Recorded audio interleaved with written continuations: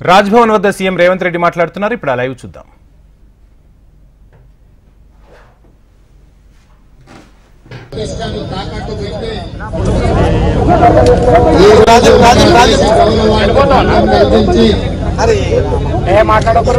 దేశాల ముందు భారతదేశ వ్యాపార వ్యవస్థలు అవినీతిలో దూరమయ్యాయి. ఈ దేశంలో అనుమతులు తీసుకోవాలన్నా, ఈ దేశంలో వ్యాపారాలు చేయాలన్నా ఇవ్వాల్సిన పరిస్థితి వచ్చింది అని చెప్పి 75 సంవత్సరాలు కాంగ్రెస్ పార్టీ కష్టపడి ఈ దేశం యొక్క ప్రతిష్టను పెంపొందిస్తే అదాని ప్రధాని ఇద్దరు కలిసి ప్రపంచం ముందు మన పరువు తీసింది.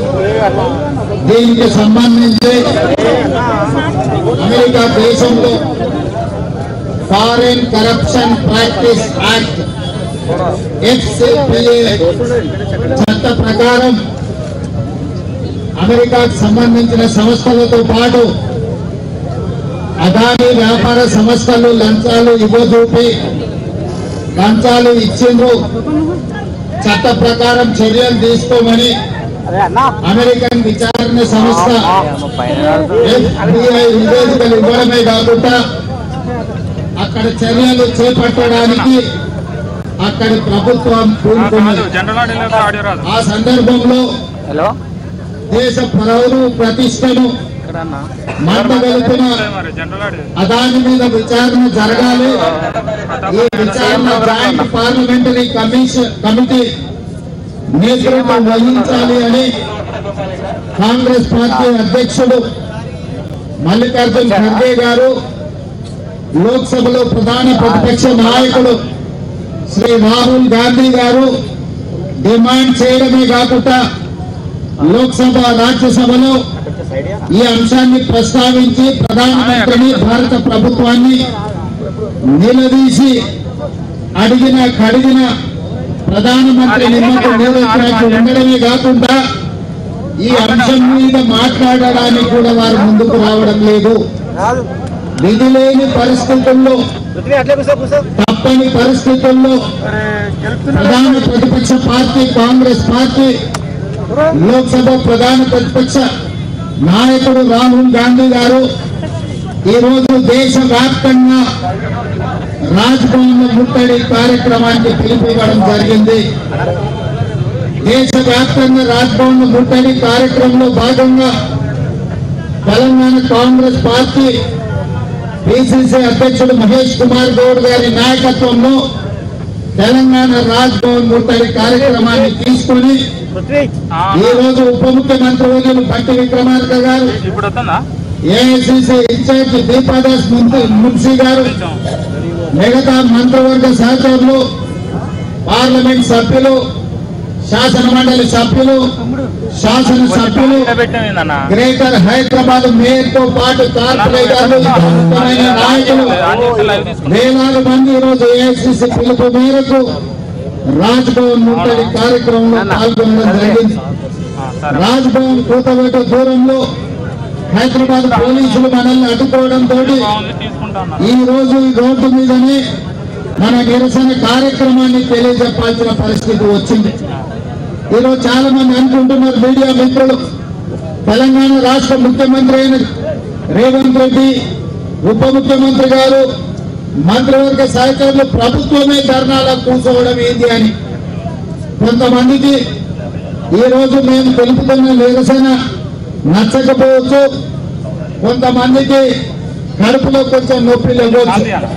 కానీ ప్రజాస్వామిక విధానంలో सड़क से लेकर संसद तक राहुल गांधी जी, मल्लिकार्जुन खड़गे जी, अदानी और प्रधानी के बारे में जो चर्चा उठाए संसद में, इसके बारे में चर्चा कर जॉइंट पार्लियामेंट्री कमेटी डालने के लिए हमारा कांग्रेस पार्टी के ओर से, इंडिया अलायंस के तरफ से हम लोग डिमांड किया हुआ है।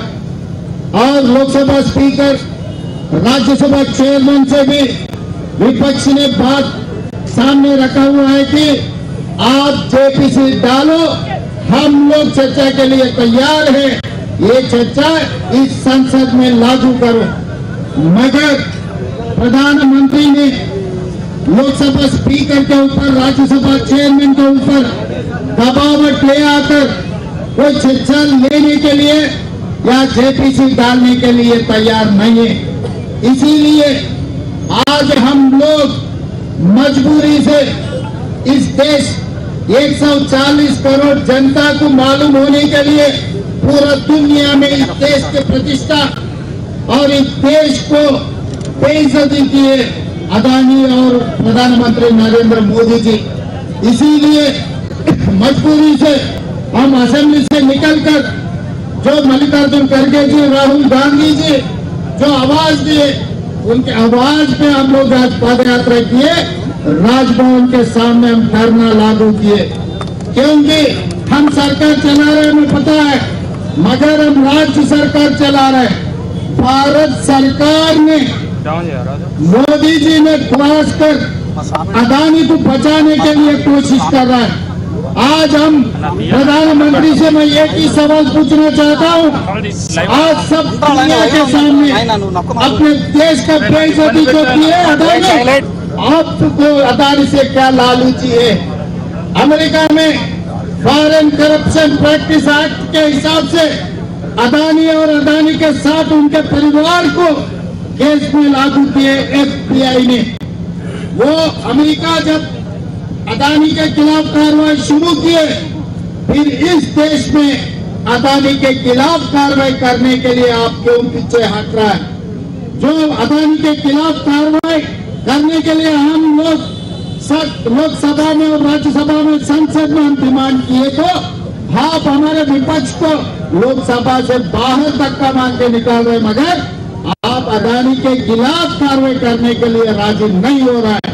ये क्या तरीका से इस देश को चला रहे हैं मोदी जी? किसको बचाने के लिए आप कोशिश कर रहे हैं? होगा आपके खास दोस्त, होगा आपके बचपन के दोस्त अदानी, आपके बचपन दोस्त को लूट कर उनको इस देश को हवाला करना कोई ठीक नहीं है। इसीलिए आज हम लोग मजबूरी से शासन सभा से लेकर आज हम पद यात्रा किए, राजभवन के सामने धरना कर रहे हैं। या यही खत्म होने वाले नहीं है, आगे हम लोग, आप जेपीसी नहीं डाले तो राष्ट्रपति भवन के सामने भी हम लोग धरना करने वाले हैं।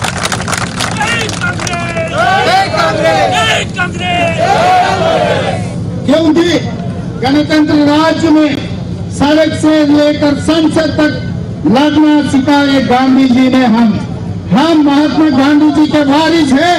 इसीलिए डेमोक्रेटिक फोरम में, हर फोरम में हम लोग धरना करने के लिए, ये इनके ऊपर जो कार्रवाई करवाने के लिए हम लोग कोशिश कर रहे हैं, मगर प्रधानमंत्री जी राजी नहीं है।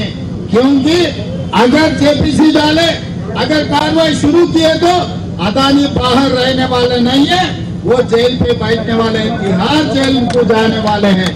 तो इसीलिए उनके खास दोस्त को बचाने के लिए प्रधानमंत्री आज कोशिश कर रहा है। इसीलिए आज विपक्ष ने, खासकर कांग्रेस पार्टी, मल्लिकार्जुन खड़गे जी नेतृत्व और राहुल गांधी जी के नेतृत्व में ये ऐलान किया पूरा देश में, हर राज्य में राजभवन के सामने धरना करने के लिए। इसीलिए हम लोग सब यहाँ पर हाजिर हुए। मोदी जी जज्बाती में मत जाओ। आप जज्बाती में जाने से अदानी को कोई बचाने वाला नहीं है। यहाँ लिए तो अमेरिका में उनको कैसा भी वहाँ पर फांसी लगने वाले हैं। क्योंकि अमेरिका में जितना फॉरेन करप्शन प्रैक्टिस एक्ट है, वो हिसाब से ये बचने वाले नहीं है। इसीलिए अपने आदमी को अमेरिका जेल को भेजना चाह रहे हैं, नहीं तो आपके भाई को तिहाड़ जेल में पिटाना चाह रहे हैं। दो ही रास्ता है आपके सामने, एक अदानी अमेरिका जेल में बैठने का आप मौका देंगे, नहीं तो अदानी को तिहाड़ जेल में बिठाने के लिए आप कोशिश करेंगे। ये दो रास्ता के अलावा आपको कोई रास्ता ही नहीं। इसीलिए आज कांग्रेस पार्टी आपसे डिमांड कर रहा है, तुरंत जेपीसी डालो। जेपीसी नहीं डालने की वजह से अदानी बचने वाले नहीं है।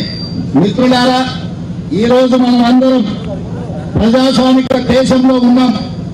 ప్రతి సమస్య మీద ప్రభుత్వం దృష్టికి తీసుకెళ్లడానికి లేదా ప్రభుత్వం మనం తీసుకెళ్లే సమస్యల్ని పరిష్కరించకపోతే నిరసన తెలుపడము, రాస్తా రోకో చేయడము, ధర్నా చేయడము, లేకపోతే చట్టసభల్ని స్తంభింపజేయడము చేస్తాం. ఈ రోజు భారతదేశ అత్యున్నత లోక్సభ రాజ్యసభలో గత కొన్ని రోజులుగా మన ప్రభుత్వం స్పష్టంగా ఒక పక్కన మల్లికార్జున్ ఖర్గే గారి నేతృత్వంలో, రెండవ పక్కన రాహుల్ గాంధీ గారి నేతృత్వంలో నిరసన తెలపడం జరిగింది. పార్లమెంట్ లో వరుసగా ధర్నాలు చేయడం జరిగింది. అయినా ప్రధానమంత్రి దిగొస్తలేడు. ప్రధానమంత్రి గారు ఎవరేమనుకున్నా సరే, ఈ దేశం ఎక్కడ పోయినా సరే ఈ దేశాన్ని అదానికి వ్యతిరేకంగా జేపీసీకి వెయ్యను అని చెప్పి ఈ రోజు ప్రధానమంత్రి కాబట్టి విధులేని పరిస్థితులు తెలంగాణ రాష్ట్ర ముఖ్యమంత్రిగా ఈ రోజు శాసనసభ సమావేశాల నుంచి సరాసరి ఈ ధర్నాలు, ఈ పాదయాత్రలు, రాజ్భవన్ ముట్టడి కార్యక్రమంలో పాల్గొనాల్సిన పరిస్థితి వచ్చింది.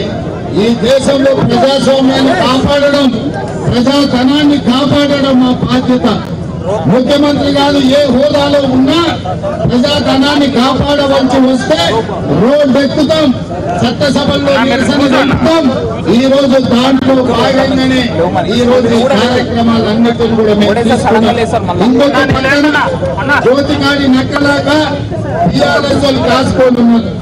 టీఆర్ఎస్ వాళ్ళు అంటున్నారు, అయా ముఖ్యమంత్రిని నువ్వు ధర్నా చేస్తామని. నేను చేయండి, నువ్వు చేస్తావా? నేను ఇవాళ టీఆర్ఎస్ సన్నాసులను అడుగుతున్నా.